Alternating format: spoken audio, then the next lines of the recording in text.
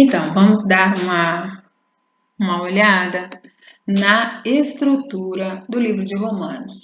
Eu coloquei como título Romanos, todos são justificados por fé. Aí a gente tem a ideia de totalidade, essa palavra todos, a gente vai lembrar que engloba tanto gentios como judeus. Já dá para a gente lembrar que Paulo, lá em Romanos 3:23, colocou todo mundo num pacote só para dizer que judeus e gentios são iguais. Tudo isso a gente consegue lembrar quando a gente vê a palavra todos, né? A gente se remete para aquilo que a gente já estudou. Então, todos são justificados por fé.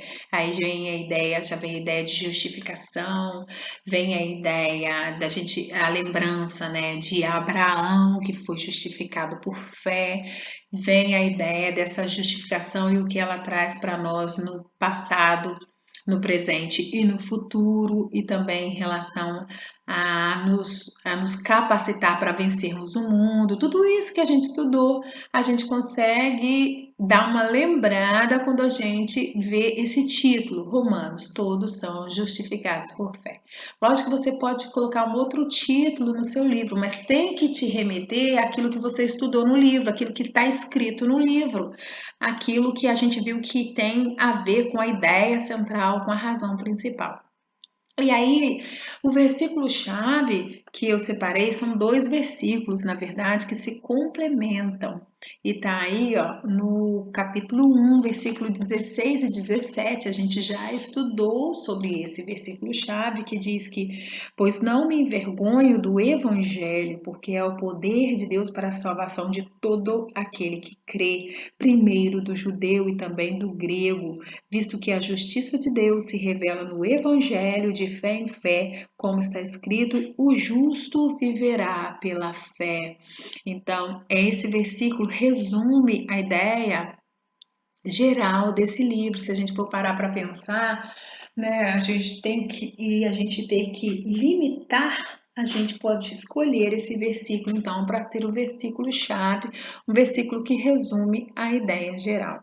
E aí eu fiz uma grande divisão aqui no meio, ó, que é a grande divisão mesmo da primeira parte do livro, essa seção, e da segunda parte. A primeira parte a gente viu que se trata da teoria, né? Se trata da teologia, se trata do ensino, dos princípios. E a segunda parte que a gente estudou hoje, essa primeira a gente estudou no domingo, né? E essa segunda parte que a gente estudou hoje, que fala sobre a prática da fé, que fala sobre essa dinâmica, essa mudança de vida, sobre a conversão, sobre os atos que a gente faz a partir do conhecimento que a gente tem. E aí, dentro de justificação por fé a todos, eu fiz aqui 4 subdivisões. E aí você vai conseguir identificar a universalidade do pecado, que vai culminar lá em Romanos 3:23, todos pecaram, estão debaixo de pecado, que é judeus e também gentios. Paulo vai falar um pouquinho de cada um, vai falar que eles são indesculpáveis, vai falar que é o evangelho, ele vai falar que ele é devedor do evangelho, todo esse contexto. E depois a gente fez essa divisão aqui do capítulo 3:21 até o capítulo 5, o último versículo, que vai falar sobre a justificação por fé. Aí vai falar que Jesus é a justiça de Deus, capítulo 3, capítulo 4 vai falar do exemplo de Abraão, capítulo 5 vai falar sobre a justificação mediante a fé. Tudo isso que a gente já estudou. Depois, a outra divisão é que somos mortos para a lei. E aí vai ser aquela ilustração do casamento, a nova vida em Cristo, devemos nos considerar mortos para o pecado, essa é a ideia que a gente também estudou, tudo isso no domingo. Capítulo 9 até o final do capítulo 11 vai falar sobre a soberania de Deus na salvação, que a gente deu uma estudada hoje, que vai falar que Ele que nos chamou, Ele que nos justificou que a salvação foi planejada por Deus, foi realizada e consumada por Deus. Deus é quem tinha um plano de salvação, envolve a nossa escolha, envolve a nossa obediência, mas Ele é quem deu o passo, o primeiro passo para essa salvação. Ele é quem planejou e Ele quem nos chamou. E aí, a segunda sessão, a gente vê aqui que está relacionada à prática da fé, a gente vê que tem duas divisões aqui. A primeira é unidade em amor, e Paulo vai falar sobre os vários relacionamentos, que é o que a gente acabou de estudar, e relacionamento também com as autoridades e a tolerância, né, daqueles que já são mais maduros em relação aos mais fracos.